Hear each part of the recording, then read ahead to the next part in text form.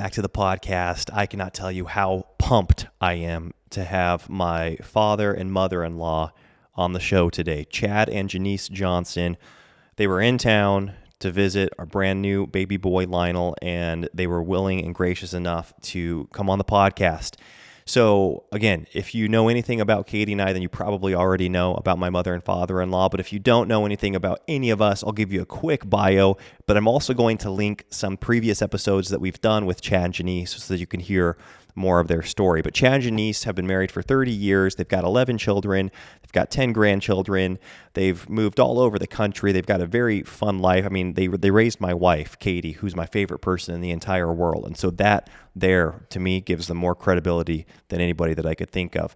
But you're going to hear about marriage in today's episode. You're going to hear about child training and parenting. I also want to let you know that Chad and Jenise are the coaches in our Marriage Maximizer program that's available now on nowthatwe'reafamily.com. So if you go over to nowthatwe'reafamily.com, Marriage Maximizer is once again open and you're able to enroll. You can learn more there. I'm going to leave a link for enrollment. I'm also going to leave a link for a webinar that you can sign up for to learn more about the program and hear more from Chad and Jenise.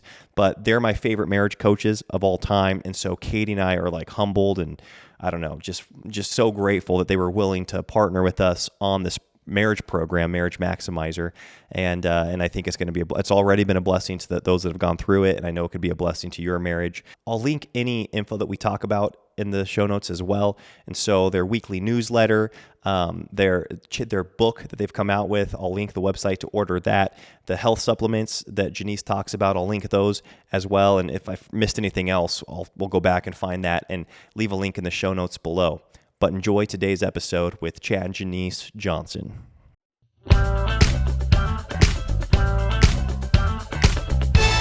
The Now That We're a Family podcast. All right, Chad, Jenise, here we are in person recording a podcast. I'm excited to do this. And I do want to say, before we even get going, I've interviewed you on the podcast. Yes. Katie's interviewed Jenise. And so we'll link those below for our listeners because people are going to want to know more about you. And we're not going to probably hear the whole story in this episode because I think we're going to jump into more of kind of some marriage-specific stuff. For sure. First time for us together here. I know. Yeah. Excited to be here with you. Me too. Well, actually, there is another episode too where it's both of you guys. It is. It was like episode number 9 or 10. Wow. Early on. That. Yes. Yeah, we recorded it in your guest house there in Bend. Yes. Oh my word. Yeah, so we'll link that one as well. And so people will be able to hear more of the full story. Wow. But I mean, even with that, people kind of want to know what you're doing now too. So maybe in your own words, you guys could each take a turn, or one of you could go and say what's going on now. I mean, you were just on the phone with your realtor a couple minutes ago. Just a few minutes ago, we sold a house yesterday. Yeah, so that's something. So that's new. Yeah. Well, Elisha, it's interesting. The last 90 days or 100 days have been very unusual. My mother passed away April 16th.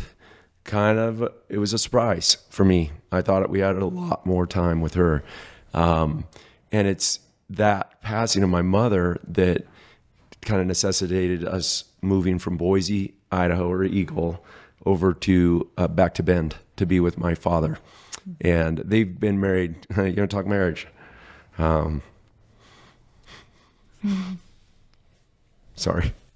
57. Would have been 57 years. Mm-hmm. Anyways, it's such a good season of life to be able to move in with my father. We're back in his home in Bend and walk with him. Wouldn't trade that for anything. It's precious. It's been challenging in certain aspects, but this woman is up for whatever the Lord brings along our path. And when we looked at, hey, who's going to move in with my father? It was like, you know what? It's us. And Jenise was like, yep, it's us. Let's go. So we're there with 4 of our children. 2 of them are at a camp for the summer, so it's an interesting season. Our baby just turned 11. I know. Can you believe that? No. Our baby's 11. That's Cordelia May. And then our oldest is your lovely bride, our Catherine Joy. And in between, I mean, we just had a grandbaby, Elisha. Yes. In the last week. I've just so enjoyed being at your house, taking care of the grands, doing adventures every day, taking care of Katie, who has bounced back so amazingly. And well, thanks to the support from you, because You were right there. You're basically on call. Kelsey was saying, your daughter Kelsey was saying that your bag's been packed for like the last 4 weeks, waiting for the call. Since that we've 4th of July, I've been waiting for the call. But of course, baby, Katie has her babies in 2 hours. So yeah. Sure. Yeah. I don't think you were expecting to make it there for the labor or the delivery. We've ruled that out. Yes. Unless we move in weeks in advance. Yes. And sit on your front porch. You don't want that. But it really has been a huge blessing, just your servant's heart and coming and pouring into our home. That has contributed largely to Katie being able to recover, I think, so well, is that she's really been able to lay low. You've been taking care of laundry, meals, cleaning the house, being with the kids. What a gift. Yeah. She's a gift. And it's not like you don't have anything else you could be, putting your time into. What a gift. Well, my mother-in-law was that for me. And she role modeled that for me. So with all of our children, I think she was only absent at 2 of our births. And that's because she was at other kids having babies, so of her children. So anyway, she role modeled it. And I know what it feels to be on the other side of that. And so I understand. Yes. So I'm so grateful. Oh, we are too, no doubt. And then right when, you're having to tap out, Chad rolls in. Oh, yeah. And just as Mr. Energizer Bunny with our kids. Hey. Taking them. We had a day at the theme park yesterday. Yes. Next Silverwood. level. You're going to have a good time if you're with Chad. We had a good time. We had a great time. That's good. You know what, Elisha? It's so interesting you contrast that, what's going on now. We're coming up on our 30th wedding anniversary, 15 days from today, and could not be more grateful. When you look at the highs and the lows of life and the seasons, and to celebrate, my mother's passing, we know that to be absent from the body is to be present with the Lord. And she is in a beautiful place. She loved the Lord with all her heart, soul, mind, and strength. And her testimony is one of faithfulness and bountiful blessings, right? And then to see my father during the season and live with him and be there with him and see him being present with our grandchildren and now great-grandchildren. And then Lionel being born in the midst of this wonderful season and God bringing new life and baby number 5. Congratulations. I'm sorry, but to say it here, and to see the way you and Catherine and Katie are parenting with intentionality and just investing so deeply into those little ones. And then we look at to have 11 children and each one of them at different ages and stages of life, but each one of them right now endeavoring to walk with the Lord and to walk in his ways and to see them finding their way, him directing their steps, right? And the blessings. 2 other grandchildren on the way, Lord willing, right now, which would be number 9 and 10. Wow. It's a lot of blessing, right? And so we are truly grateful in all of it that God is at work and he's doing things beyond far more than we deserve or worthy of anyway, but just blessed. And I'm entering into a new season with all these grandchildren, still homeschooling 4 children at home, and yet, soon to have 10 grandchildren and in-laws, and, it just gets so big. But as we go through life, we're just always changing and always growing to a different stage, and it never stays the same. Yeah. But the Lord is so faithful to show you how to live in each season that you're in. Great is thy faithfulness, right? Amen. And, it is a grand adventure. Yes. I just, I know your audience often it seems like a lot of young families, right? Which is just, it's the theme, now that we're a family and people with 3 kids or 4 kids or 5, they're in the trenches and they're sitting there going, man, we have this vision of what the Lord might do. And, and I just sit there and go, I remember us being at that place of just kind of overwhelm and a lot coming at you. And you had these dreams or visions of, Lord, this is what you could do in our family. And to be somewhat on the other side of much of that and to see his faithfulness and his word being true and his promises being sure and his ability to do things far beyond you can ask, your abilities to ask or imagine according to his power that works within us. Yes. It's in Psalm 128 it talks about sitting around that table and seeing all the olive plants. It's good stuff. It is so good. It is so rich. And so what makes your life so rich and meaningful is relationships family relationships in particular. Yeah. And it's glorious. It's awesome. Yeah. Yeah. Anyways, It's fun grateful. to see. Like you said, you're entering into the season where you're seeing your children's children now come into the Yes. world, and you're seeing them being brought up in the nurture and admonition of Yeah. the Lord, Amen. and being brought up in His Word. And that's what the Bible speaks to, is this multi-generational perspective Yes. that you have. And if Yes. you're only thinking one generation at a time, you're not going to get the fruit that's multi-generational. And you really don't even get to see the fruit of your parenting until their see your parenting. children. Isn't Amen. that interesting? It is true. And so so true. And so it's more to your guys's. Again, you've already said all glory to God and His grace, but it is to your guys's credit, or it's to see now this season of life where your children are raised, they're marrying people of the faith, and then they're valuing family as well, and bringing children into the world and discipling them. So it's really cool to see, and something that I strive for. I admire. And you talked about the man in Psalm 127 and 128, and the man in 112, and the Proverbs 31 woman. And what's an attribute of all those people? It's their children and their children's children. Yes. Rising Yes. up and calling them blessed. Yes. Amen. And, Amen. you mentioned your mother, and I think it was one of your aunts, so one of Grandma Paula's sisters, that got up and talked about in high school, she had a teacher that was so struck with your mom's brilliance, her intelligence, Yeah. and how disappointed she was that she chose to get married so early and have kids right away. She had this vision, So much potential. this plan for her to go. She could have gotten into any college, she was saying, right? Yeah. She could have gone and studied in Yeah. any field and excelled, of course, right? Yeah. Of course she could have. For sure. And how silly it was to think about those, in a lot of ways, juxtaposed paths. Yeah. And here we were celebrating her life. Yeah. And 4 generations, kids up there singing hymns and songs of praise. And you're thinking, boy, man's ways are not God's ways. That's right. And That's right. and the wisdom of God is just foolishness to us. We can't think. And that's just in one lifetime, right? That's right. We don't even get to see years right. from now That's right. the fruit of that. That's right. Just in one lifetime, the Lord was kind enough to show us just a glimpse. That's beautiful.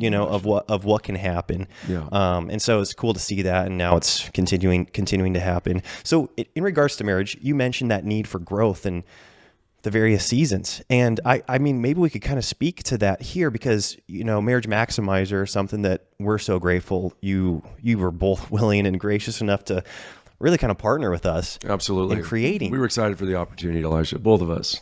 And It's sweet. marriage is something you've been speaking to for a lot of years now. You've been doing your newlywed retreat for 16 years, which is pretty cool. You already mentioned you've been married for 30 years. You've both been students of marriage.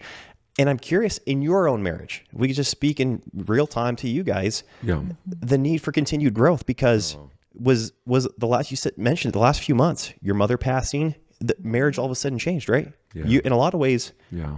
you're a different person, Yeah. right? Because you're experiencing new things. So how has that been for you in this new season of life? And if anything, how can you speak to the necessity to have that growth mindset, right? The covenant's the commitment. You're in it. Amen. But then you get to choose your Amen. mindset. That's right. And so how has that been recently? Wow. Well, you have a thought you wanted to go. Well, you know what? It's Elisha, you mentioned, our lives are dynamic. They're never static. And it's so fascinating because, just having conversations, you mentioned newlyweds, the things that people are facing at this age and stage, and some things that are constantly changing. I mean, I look at the fact that 16 years ago, there was no iPhone, right? There was no, there certainly wasn't AI, as we're dealing with today, right? And I mean, just the last year. So you look at the impacts of technology and all the different changes that are happening to us. But I would say this. You talked about a growth mindset. We encourage our newlywed couples that we work with and everybody that we get to talk about marriage to see themselves as marriage investors, that they're never, ever out of school when it comes to marriage. And that can look differently for anybody. But Jenise is constantly reading a book or two on marriage. I am constantly finding a resource available on marriage. Our annual tradition is to find a place where we can go and get poured into around marriage. And it was so cool. I mean, we encourage, newlyweds to do that. We had Austin and Caroline who were, our newlyweds, and they came to our newlywed retreat. And it was so cool in January to have Austin call me up, and he's like, hey, Dad, I want to go to a marriage retreat. Which one would you suggest this year? And I was able to give him a tip on one that I thought would be great. And next thing I know, they're there. And they've been married less than 2 years, and they've already been to 2 different marriage enrichment events where they invested their time, money, energy, traveled, got the babysitter for little Quincy, and literally are being instructed. And I see the blessing of that framework, that thinking already in their marriage, and I sit there and go, how many couples think, hey, we love each other, we're jumping into this wonderful grand adventure of marriage, and then 7 years later they're drifting apart, they don't know why, and they really haven't paid any attention during that time period to how are we investing, how are we learning, how am I growing as a husband, a leader, a father, all these things. So again, I'm so grateful for the resources you and Katie are bringing to bear in this environment. So excited to partner with you, Marriage Maximizer, because again, hopefully that reach can touch people that may not be able to get on a plane right now, right, in the season of life. But I think it is a mindset. You said, if we want to truly be blessed in any area and flourish, we've got to be students of it. And that means our time, our money, our energy, our attention need to be directed towards that, And so I think it's always important, and ever more so. Yeah. And I've just always heard leaders are readers. And that was just very sticky to me. And so I've just been a reader and always learning new tools, Wow, this isn't working. How, I'm not communicating the right way. How can I communicate this in a way that Chad's going to get it, And so, anyway, and just having, my mom always talked to me about having a long-term perspective. And so reading is very helpful that way. Yeah, it is, for sure. It's a must. It's crazy how even reading the same book. Oh, yeah. Oh. In a new season. Yeah. Right? And all of a sudden yeah. you're like, how did I miss all that? Yeah, it feels like the first time. You're thinking, Yeah, man, I for thought I had sure. read this already. And so you can't ever run out of content Never. when you view it like that. Never. Obviously, God's word being the foundation, Yep. and that being the standard, in Amen. which we coming back to it judge constantly. everything. And I like that you said that. I mean, there's a lot of stuff out there on marriage, and finding, if we have a good biblical framework from Genesis to Revelation on what God's word says about marriage, and continue to refresh in that and everything else as far as our walk. But when you read authors, it becomes very easy to separate wheat from chaff. Yes. It really does. And take the nuggets that are there that can be useful and to discard something, because there's a lot of I pop love psychology and myths out there. Of course. Yeah. Yeah. Were you going to say something, Jenise? Oh, no. No, I love the practicality that you guys point to in marriage, in your coaching, and in the tools and the resources that you provide. Because oftentimes I think within Christianity, it's easy, and I've heard it said in this way, that you can almost over spiritualize marriage. Of course, that's who we're spiritual beings, right? Everything we do is both physical and spiritual. It's just the reality For sure. of this life that we live in. However, there are just practical cause and effect things that, of course, the book of Proverbs speaks nonstop about. Yes. But it's funny how a lot of times in non-marriage relationships, people will see this. They'll say, hey, we'll take our company on a team building Yes. event. Yes. Or sports teams will say, hey, we need to have a good team culture, so let's all read this book together. Yes. Or let's go Yes. through these personality tests Yes. together. Yes. Ask each other these questions because we need this, right? And yet in marriage, we'll be like, well, that's, this is too, we get almost like too serious about it. I agree. We're like, and it's not that we do not need God's grace and mercy Amen. and his impact in it. Of course, we are dependent on him in this spiritual union, but the practical things still apply to this physical life that we are in. And so it's really fun to see the practicality that you guys have given us, of course, rooted in God's word, acknowledging the necessity of God's word. But yet some of these things, just when you make the commitment to physically go to a place to work on your marriage, good things happen. Yeah. No Yes. doubt. Every time. Yes. Yeah. No matter what. It's just a great space for conversation and to bring up questions that you wouldn't normally talk about. We've literally Take the time. like struck out as far as like doing a marriage event that you're sitting there expecting all this, and you realize, you know what, this isn't all that, but we've never regretted going, and we've Yes. never not come away with the Lord saying, hey, this is your opportunity to shift this or to grow this way or whatnot. So I'm convinced you cannot go wrong if you're going with that intentionality, you know, that you're going to learn. That's and, cool. and I love what you said, Elisha. I've said forever that many marriages would just benefit from people being coached on how to be extraordinary whole people. Yes. Right? Because broken, needy, immature, insecure people are tough to be married to. Ask my wife. I mean, I've been there. You know what I mean? I've been all those things at different times. And my point is saying that is, if you find someone who is self-aware, their understanding of, hey, this is what God is doing in my life, and these are the areas that he wants me to grow in, that I should step up in or surrender to him, or I want his spirit to bear fruit. I mean, when you start seeing people become whole, and two whole people can really have a delightful marriage. Amen. Right? Yes. But that being said, often that personal growth mindset isn't present in marriage. That's right. And that's where it can be sometimes easy for people to over spiritualize. Well, if they would just, whatever, fill in the blank.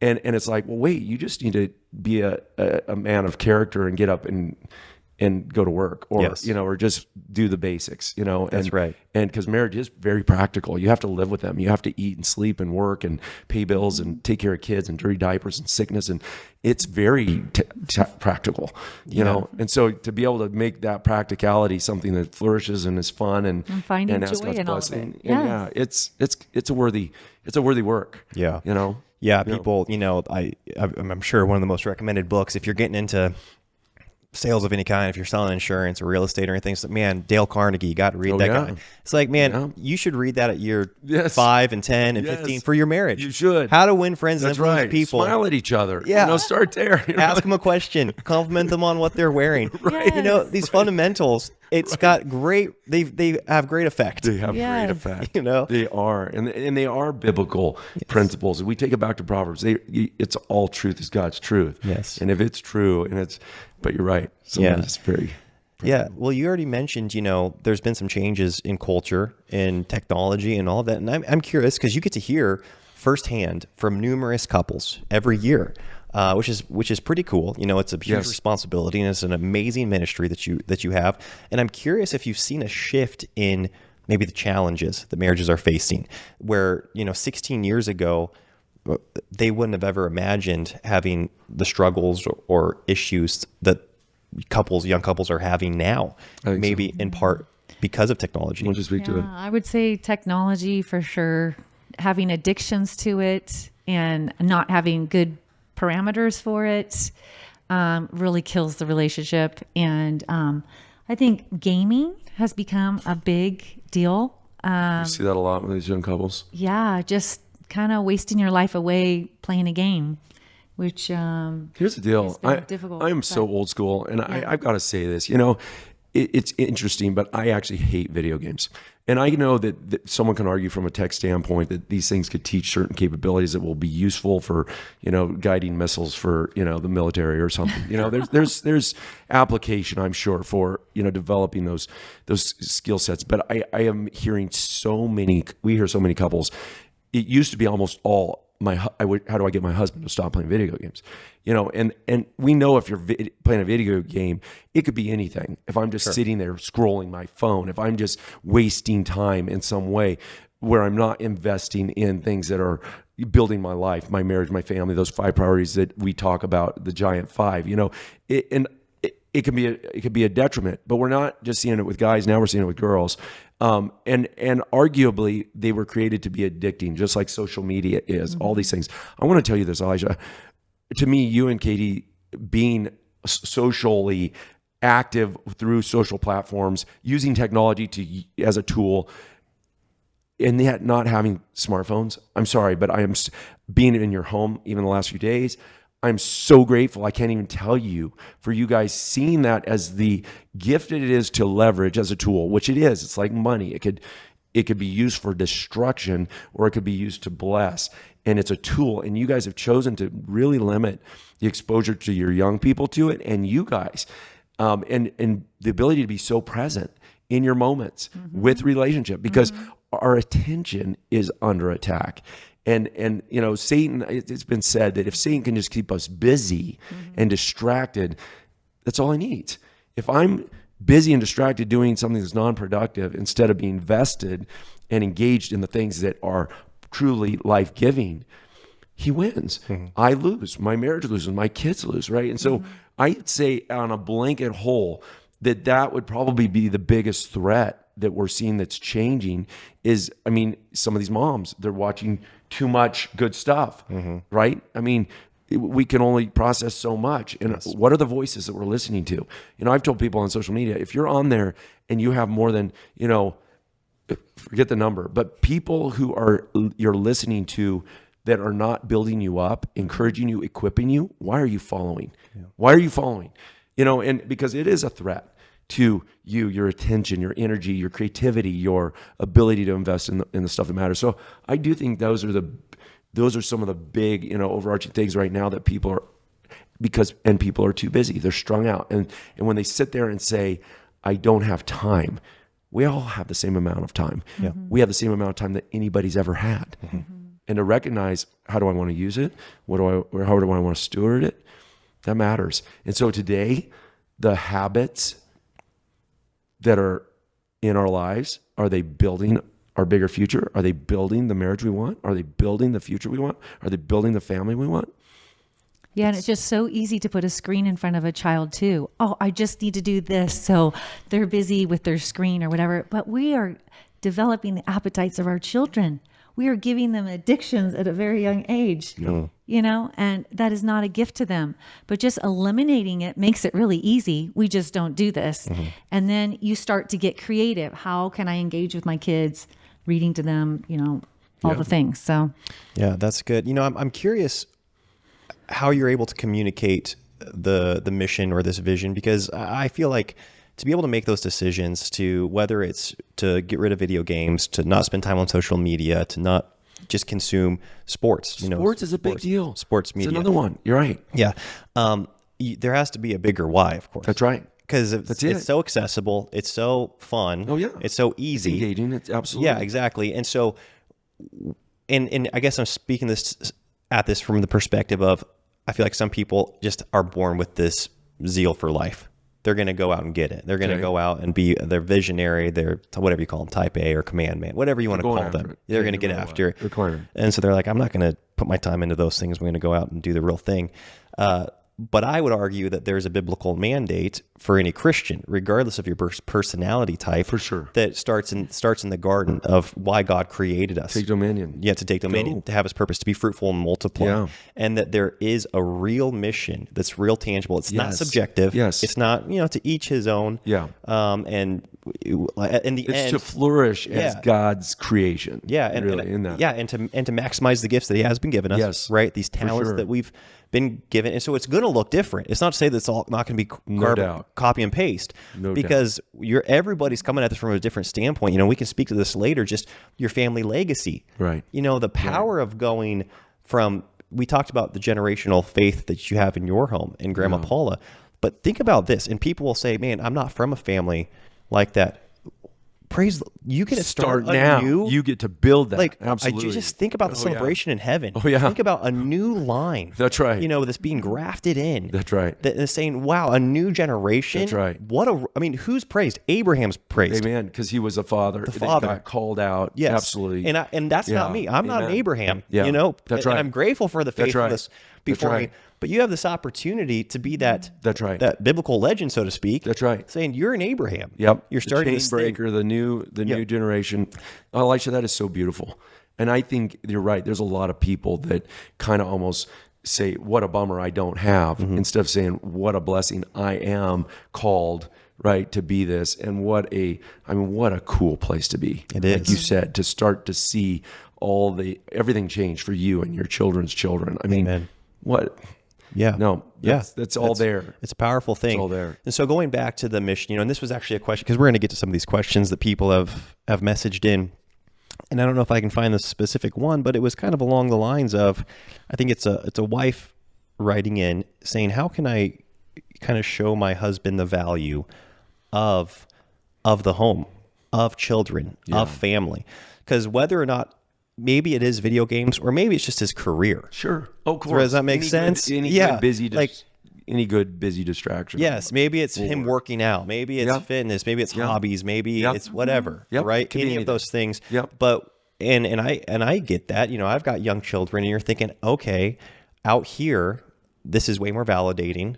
But if I'm out crushing it in the workplace, or if I'm out working out and pursuing my sports or hobbies or whatever it is, or you feel more satisfaction even if you're playing video games. You feel like you're the hero. Sure. Right? Sure. You're thinking, okay, Reach the new level. Convince me then that this is worth something. And so what would you tell that person? How could you persuade them? Because I don't know, that's a huge question. I'm kind of putting you on the spot, but I think that it's actually paramount. I think it's a great question. Yeah.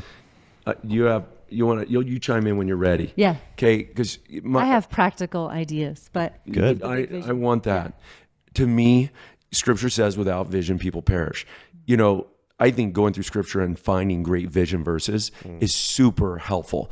Being able to go to Deuteronomy 28 verses 1 through 14, read that, see what it says. Go to you mentioned Abraham. Go to Genesis chapter 12 and read it and see what God has called Abraham to do, and see if there's a message for us as fathers. Yes. And with vision. Go to Psalm 127, 128. Go to Psalm 112. Go to Psalm 1 and read that, right? And I'm throwing all these verses, but you can look them up, and all of a sudden you start to graph this picture of, man, what could God do, right? What would he do? Read Proverbs 31, right? Read all of Proverbs and look at what it says about, my son, listen to your father's instruction, forsake not the law of your mother. Realize that this vision is only going to take place if we're the ones vested in doing these kinds of things, right? Yeah. And it came from us having a family time at nighttime in a practical way, and just saying, hey, Chad, what would you think about, I know we used Proverbs by generations, but it has it all written out. Like we're reading through Proverbs, let's say chapter 1, and then it gives you things to talk about with your kids. And so just having that time every night, like 7:30 is when we get together, we have our Bible time. So good. And it morphs into your developing family culture. And all of a sudden we started adding in, let's sing a song, so we're singing songs. I wanted songs in my kids' hearts that were bringing truth to them. And then, reading is really good. So let's do 15 minutes of reading before that. And then we all just sit around and we're all laughing and talking about our day. And all of a sudden, this is the new highlight every day. And what are we doing? We're putting in things into our kids' hearts that is precept upon precept, line upon line. Yeah. There's a verse that talks about that. So good. And that changes the culture. It's not going to happen overnight. It's something that is put into them, very intentional. It's back to those daily habits, routines, structures. And so routines, good. Yeah. And you know what's so interesting? Hearing you say that, Jenise, I'm realizing along the way, I think so much the bridge from vision to tactical application came from us going to like homeschool conferences, conventions, Bible camps, where you get around good teaching and other families that are an example. I mean, as crazy it is, your parents, 10 years ahead of us. I remember going to fiddle camps, right? Taking my kids to a music camp that you were doing in Sisters, Oregon at that time, and us saying, wow, praise the Lord for this family that's ahead of us. And again, your father is one of my mentors. Okay, Elisha, I have, and your parents. Why? Because there's fruit that I want to see in my own family and life. And I think going to events where there are godly people who are growing and learning and hearing from speakers and teachers, and again, being that learner around, how do I take family vision and bring it to the breakfast table and bring it to the dinner table and bring it into my home and into my life, so that I have a framework or I have some ideas. Because like you said, many aren't visionary. They're not going to come with all their own ideas. They need to be shown a little path. And there are some great resources out there, and that take it from vision to in the home, tactical, daily. And we will never see the vision accomplished if it isn't something we do daily, right? And like you said, if a vision's so big, all of a sudden my day matters, and all of a sudden my time matters, and all of a sudden, am I going to pick up golf? For me, because all my kids weren't golfers, I know your dad's a golfer, and he golfed with his sons and his daughters. And I'm sitting there going, I don't think there's anything that's not accessible to us.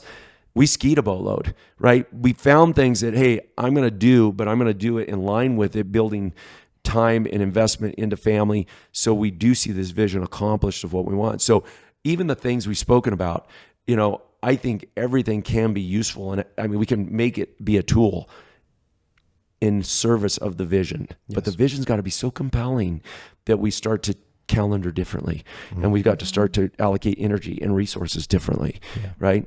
And then it becomes real. I agree. And well, I would even venture to say, and I don't know what you feel about this, the vision should be compelling, but I think there needs to be authority behind it, because you referenced Proverbs 29:18. Yes, without a vision, the people perish. What's the second half? Yeah, but he keeps the law. Happy and is what he. did you just spout off when you were talking about these verses? Psalm 1. Deuteronomy 6. The law word in your heart. Exactly. And you think of Psalm 119. How's man going to keep his way pure? We're talking about this, man. That's right. It's God's law, and so it's not this arbitrary subjective vision. No. That's saying, what? Pipe dream, American dream. Yeah, what is your heart telling you? Yes. It's saying, he that keepeth the law. God's given us a vision. These are God's ways. Once again, going back to the garden. Yes. Going back to before sin even entered the world. And the mandate that he put on each one of us. And of course, there's going to be various ways that that's exercised and carried out. Sure. But I do think that there is an authority that we can find in God's word. And you say, we're not under law, we're under grace. The law is good. Amen. It is so good. And Christ came not to abolish it or get rid of it. No. He perfected our righteousness is found in him. Amen. And now we can go and be the man in Psalm 119 and say, man, thank you for this, Lord. Amen. Thank you for the Old Testament. We can go back and say, man, thank you for this mission that I have. Well, it's so interesting you say that. Deuteronomy 28, the whole premise of God's wanting to pour out a vision of blessing is, if you walk in my ways, if you honor my word, and if you establish your ways, we got to know his word. In the word. So it does come back to that, bedrock of building your house on the rock. And I loved that you mentioned Psalm 119, because every verse in that longest chapter of the Bible is about God's word, his precepts, his laws, his commands. And he promises this favor. Yes. And that favor is this vision. And it, like you said, it will take shape. I think it's interesting because a lot of people sometimes, you have 11 kids. It's going to mean I have a boatload of kids. You know what? My sister has one, Liberty, and God has blessed her in that. And our nephew Chad and our niece Erica, they had none.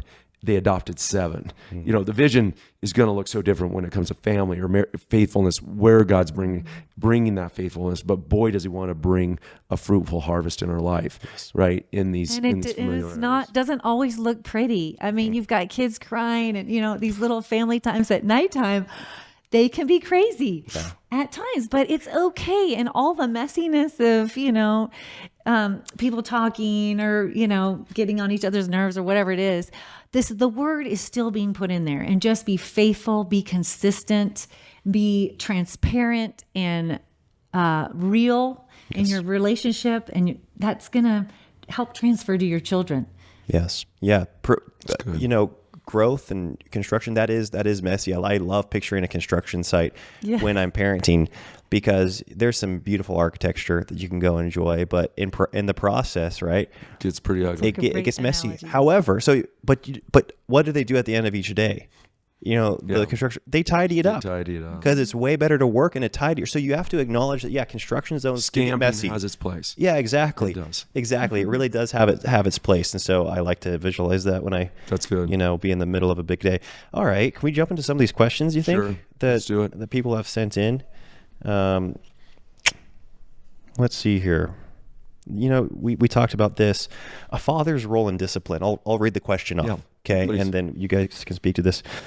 The question is, what's a father's role in discipline? With me being home all day with the kids, I am the main disciplinarian. How can my husband and I get on the same page towards discipline? And should the father be more of the leader in this area? It's such a good question. I think, again, when you look at biblical headship or being a father, a head of a home, I completely believe, and go back to Proverbs, it starts with us. It really does. We cannot put this on our wives that, hey, you know what, you're going to carry the load with this. When they're in the home, Jenise is absolutely the master of our home when I'm not present, right? She is on it, and she is aligned in our vision for what discipline looks like, and we support one another. But when I come home, when I come through the door, I see it as my responsibility to step into that role. because I want them, first of all, to see that there's no inconsistency between us, that she disciplines throughout the day. She loves, she trains, she's investing. But then all of a sudden I'm there.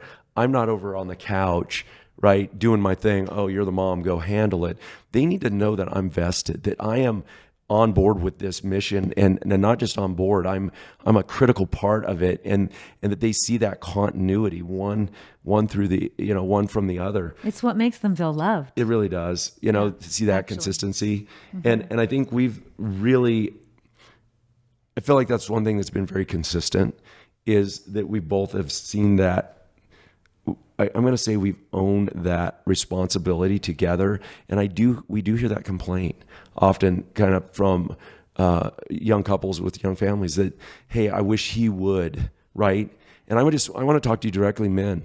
If you're putting this on your wife and you're literally like, oh, hey, you're the mom, I'm over here doing my provision thing, or, I worked hard all day, I don't want to, man, you got to allocate energy in such a way that you literally come into your home with bandwidth. And if that means sitting in your the driveway for 15 minutes before you come in to get your head right, that, hey, I'm going in, and this is where the real work begins. This is where the legacy happens. This is where the fruit of my life. This is where I will at the end of my life actually care more about what's going to happen over the time from when I enter my door at dinner time to when we go to bed, than all the 8 hours I spent swinging a hammer or playing doctor or nurse or whatever. Amen. And I mean, it's a mindset shift too. I think many of us grew up, maybe it wasn't modeled. Maybe it was kind of like, oh, that's her job and whatever. But I'll tell you what, if you come in with batteries included and you come in with, hey, hon, how are you doing? How's the day? I'll take the kiddos. Go put your feet up, whatever. Hey, you know what? That one's acting up. It's not like go to your mom. It's like, hey, come here. Mom, we've had a big day. What's going on? You invest and be right alongside there. I just think, I know I've endeavored to do that by God's grace and strength. And I know Jenise, I mean, we've been aligned in it. Yes. Would you say? 100%. Anything you would add to that? Yeah. I don't know if you're going to get to this, but mama having time off and just the father in charge is amazing. And you come back refreshed. We have this thing called a golden free day. And I know it's taken from Dan Sullivan, strategic coach. But Chad came home from his entrepreneurial coaching and he's explaining this golden free day. And I was like, wow, that sounds amazing. He's like, you need one of those. And I was like, that would be nice. Wait, can I really tell the story? Because this is important. Okay. This is the facts. It's kind of like that. I came home and I said, hey, I booked 2 nights away at a hotel and I'm sending you away for one of these gold free days. And she's like, I'm fine. I'm doing great, is what she said. I don't need it. And I think this is super important because we're how many years? Almost 17 years into doing this, and you forgot that piece, because often wives, mothers, you have a sense of duty, a sense of responsibility, and people do not do this. Yeah, I was just like, oh, you don't need to use the money. Yes, for this, we don't need to use the money. I am doing fine. And here's what I say. You called me the next morning crying at 11 a.m. and I will never forget it, because you go, Chad, thank you. I had no idea how bad I needed this. And you now see it as the gift that it is. And you saw it then. But you were at first very practical. Jenise is so responsible. And I just say that because I think it's interesting. If you guys go to do this, there may be some resistance from one or the other saying, well, wait, is that worthy of our investment of money or our time? Or, people don't do this. And there's a reason. There's a lot of resistance. And because of our expectations that are put on us, you've now become really great at them. But what's amazing is that you take the kids, you do something fun. Absolutely. You realize what I do at home. And you're like, wow, okay, I understand my wife now and why she probably feels the way she does. And you have a bigger sensitivity to like, hey, maybe I could help with this. How can I bless you? And for sure. It has been a real blessing. And then the kids are going to you because they're just... they know I know how to meet those needs. Yeah. Yeah. I will say that it's been extremely valuable for me to give Jenise those breaks, those times away where she can truly be replenished, rejuvenated. It's an investment in in our marriage. It's an investment in her, and it's life-giving to us. It's not. I don't dread those. I look forward to them on every level, and vice versa. I mean, she does the same for me, people. This is very reciprocal, and not in some super measured tit for tat. Oh, you got an hour, I get an hour, but very much intentional around what do you need? Do you need time? And being sensitive to that. It's been very life-giving. Yes. Yeah. Thanks for speaking to that. And because you guys talk a lot about the 100% mindset around marriage. And I think when you have, obviously you want to have that in every aspect of marriage. But when you think of energy, and you guys talk about life being an energy game a lot. I mean, me sending Katie away for 24 hours, I still feel like I'm on the receiving end of that deal. Every time. Every time. The energy that gets infused back into our marriage and into our home and into our children, to our overall quality of life. I'm like, but that was 24 hours and this is what I get? So important. Wow. What a win. What a win. What a win. There's a bunch of questions around this. And so maybe I'll just kind of find one you could speak to it, Jenise, around that energy as a mom. Because I mean, that's a big facet. We just talked about the free days, but that's not the only thing you do to manage your energy. And so you talk about a mom, or dad, just in those early years, they've got 2 or 3 or 4 kiddos, and you talk about being in the trenches, and that is, and from an energy standpoint, physical energy, those are high demanding, demand. demanding years. And so what are things that you've done and that you still do to manage that energy so that you have bandwidth? Yeah. So it's really has to do with like your atmosphere. There's so many things that go into energy, and exercise right off the bat, 30 minutes, 5 days a week, move your body. I just make it really easy. You can have a 10-pound weights, look up something on YouTube, get it done. But that energy will beget energy. Supplementation is really important. I take Neo Life supplements, which have been a game changer for me. Simplifying and beautifying your house. Too much clutter in your life takes your energy. Simplify your house. Take one room at a time and start decluttering it. And just do, like, we just have one bin of toys, simple things like marking our towels, monogramming the towels with their names on it, having hooks, like having systems in your life, knowing what you're having for dinner that night. Dealing with laundry first thing in the morning, knocking it out. These are all things that are energy drains. If you're just like, oh my goodness, I got to go do the laundry. I don't know what I'm having tonight. You're just, all these simple things take your energy. And then the other one, very important, is just mentally coming to the Lord, having time in the morning every day to be with Him, to be encouraged. I mean, that is the source of my life, is God's word and my relationship with Him, and living out of that abundance of what He has done, casting my cares on Him, instead of carrying the burden of things that are troubling my soul, giving them to Him, walking by faith. And that is where the joy is. And that's where the energy comes from, and the peace. And that's what I want to transfer to my kids, is living out of a heart of abundance. And so those are just a few things that are energy game changers for me. Wow. You did such a good job of that. Yeah, that's so good. Yeah. So good. Yeah, powerful stuff. So good. Did you want to add anything to that? You know what? No. It's very practical, and that's Jenise lives it, and it's so interesting because I think what she just said to me, if I'm as a coach, I'm sitting there going, I care so much about people's habits. And if we literally would sit down and say, what are my habits? Because we're 100% disciplines to our existing set of habits, my coach says, and I believe it. You don't have to think about doing your existing set of habits. And so Jenise has, over the course of time, built some really solid frameworks and now I do the same, right? I have my own structures, habits that just simplify the process, so you're not wasting all this energy in those negative patterns. And that's what I want to give to my kids. Yeah. I want them to have habits that become like clockwork in them. If they haven't been in the Word for the day, it's like something's missing. I need to, and I want them to have those things. They all exercise. It just becomes part of your culture. And as you're living it, your kids, you hear the quote, more is caught than taught.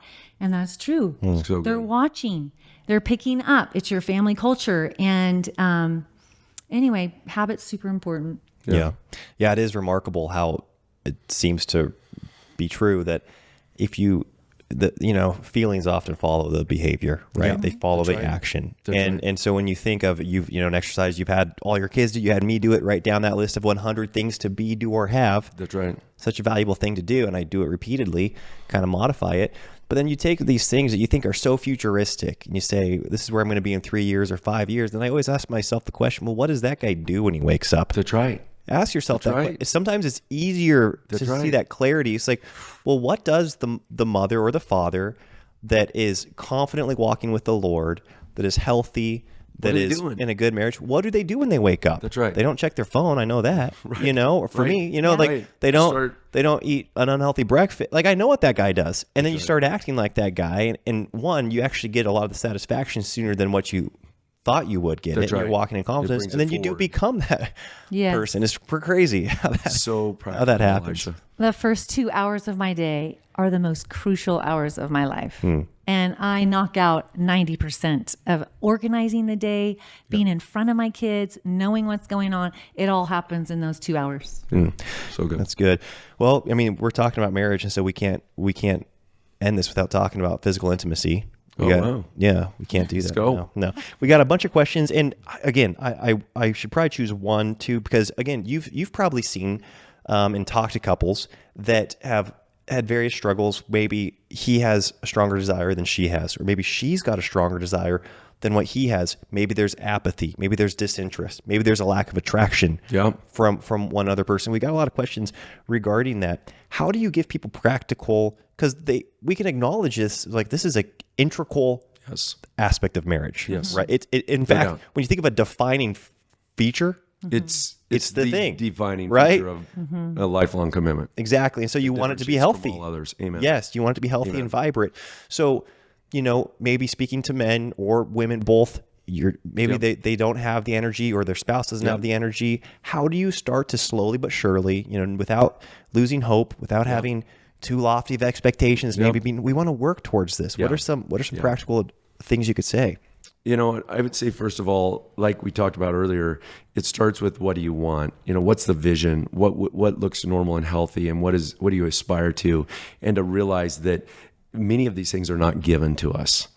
Okay. It doesn't just show up. You could sit there and say, oh, you know what? Well, because I want that, it'll show. No, some of it starts with just physical, very physical. This is a physical act that's very emotional and it's spiritual. It's all of it. But at a core level, there's a physical element. And if there's physical pain or dysfunction, or, a lot of people suffer with things chronically, don't address them and act like time is going to heal or make them go away.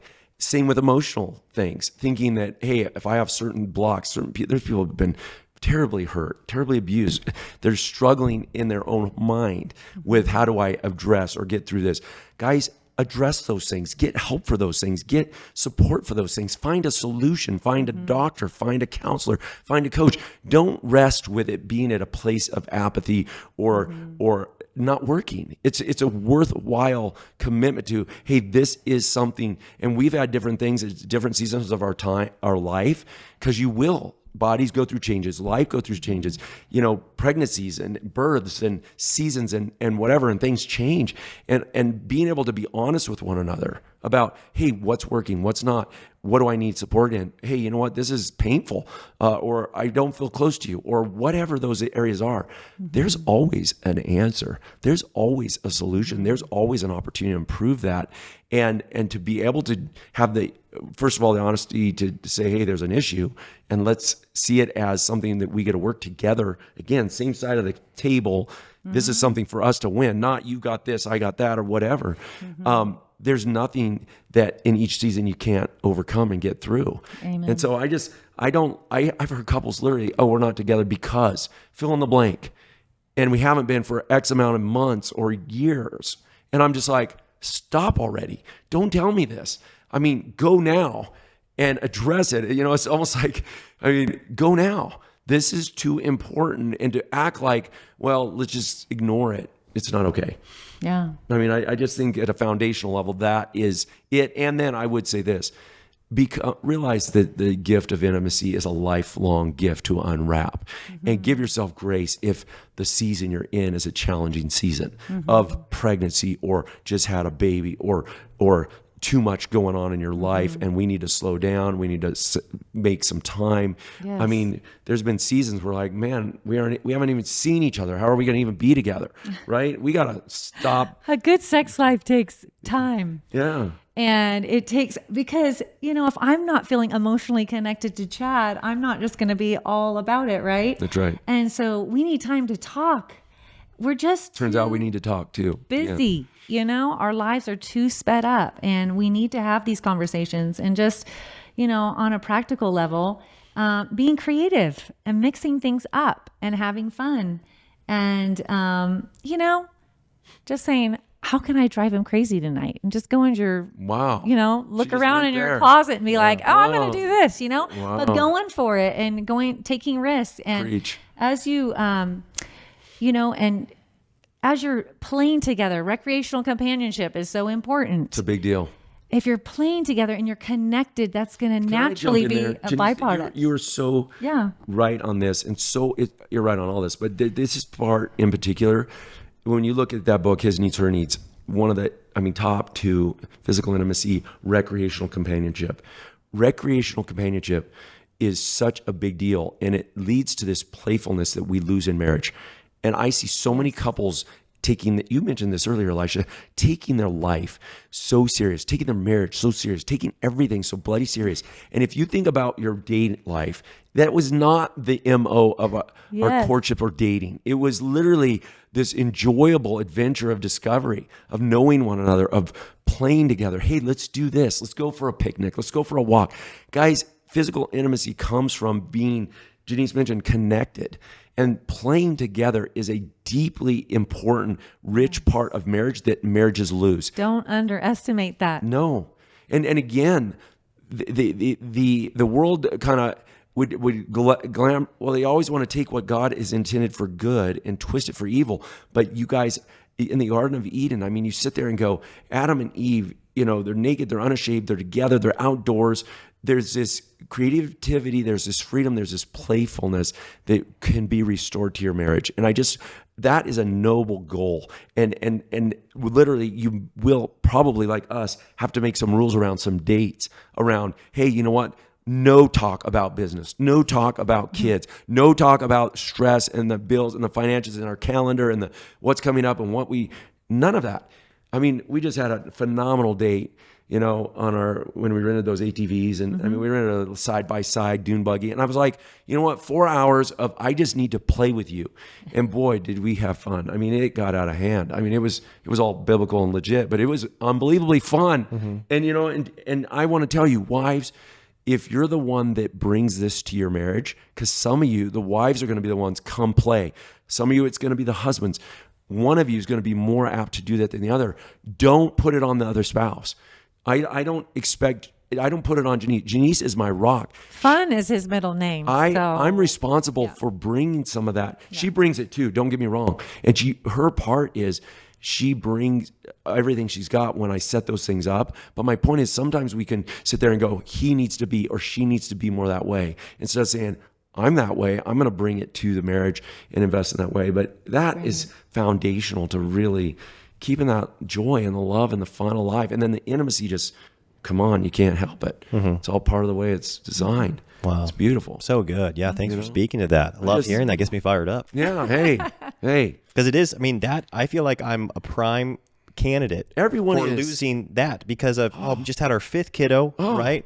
The bills are only getting bigger, right? Or whatever. Life is only getting fuller. Yeah, it's getting more fuller with things that are kind of like serious Sam stuff, but like you're wonderful. like stuff that's like, okay, this is, you can really furrow your brow at life, and at your wife and at your kids because furrow your brow. That's so well said. It's true, because when you think, oh man, well, this is important. We got this church commitment. We've got, we're trying to do this with the house. We're trying to do this with the business. The kids are working on this, the child training, family Bible time, great things, right? All so important. But boy, the level of intentionality and effort sometimes that's required to go have fun, to just be playful. Yes. This is sometimes the hardest work. because we are responsible people that are about our duties, and which is awesome.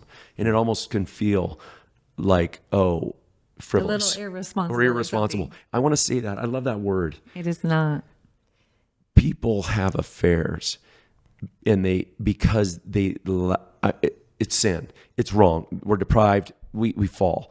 That's why people have affairs. But the real fact of the matter is many people do not create an adventuresome, playful, irresponsible moment kind of thing of being together and saying, you know what, let's cast the busyness aside and just, you read Song of Solomon, there's a bit of abandonment, hey, the gardens are doing their thing, everything's fine, but let's just run off into the hills, and it's a sense of almost, it could seem almost irresponsible, but it is a vital part of this. And I think, anyways, I've said enough.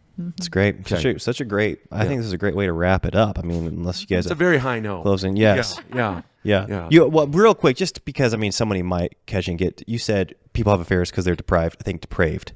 I said, sorry. Because I don't want people to think that there's, deprived. Yeah, there's never a reason. It was depraved. Yes. Yes. Not deprived. No. And a lot of people, thank you. That was perfect clarification. Okay, cool. That's a better note to end on. Okay, yeah. I don't want people being confused. Yeah, well, I feel deprived, and I'm so deprived, so never a not justification. Never a Yes. justification. So and good. I feel bad even saying that. But what my point is, when people do have affairs, they spend money in an irresponsible way.